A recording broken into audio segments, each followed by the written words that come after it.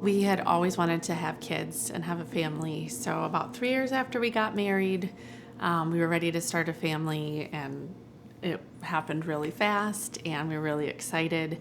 And then just about 7 or 8 weeks in, I had an emergency ectopic pregnancy. It was very scary, but the Lord saved my life that day. But then after all of that and everything settled, it was the pain of setting in that, we had a plan for that baby and we weren't going to have that baby. Really, that was my time in life that I leaned into the Lord the most I ever have. It almost felt like it was compounding on us, that hurt. It was every month it was like a loss was happening, which was really hard. Yeah, for 76 days, I prayed in an empty nursery, just believing and hoping and imagining a baby in that room.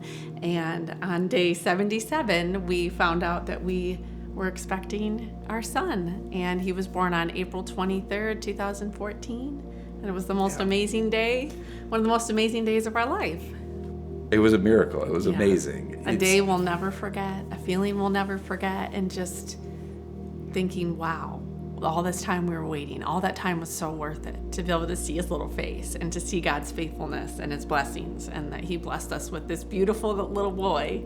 So there's about a 1.5 year wait between trying again for to grow our family for the second time. Went and saw the fertility doctor, and he did tell us our chances were pretty slim of conceiving, and that, there was different things we could try. And we actually went home and found out we were pregnant that day, and we didn't need the fertility doctor's help. And we were so excited to welcome our daughter Avalon Grace on February 28th, 2017. And then again, we got pregnant with our third, and we had a miscarriage. I felt like, Lord, we had already experienced this heartache and really didn't expect. I was a little blindsided by that and didn't expect that to happen again. Very shortly after that second miscarriage, the Lord blessed us with our daughter Everly, and without that loss, we wouldn't have her. And so we've just trusted that God had a plan for her life too. And she was born on July 3rd, 2019. And that's when we found Radiant, absolutely loved it. Jessica was serving in the kids ministry. I actually had never served in kids ministry prior to Radiant. I was always a greeter, leading a first impressions team, something like that. That's just that was where I was wired. But there was a connection that I had because of what I was seeing Radiant doing, pouring into this next generation. This is for us, is a way that we can, give back to these families that have had kids, and now that we can go share the goodness of God, and how God's a great comforter, and how he brings us joy and peace in this through these kids. And I love it.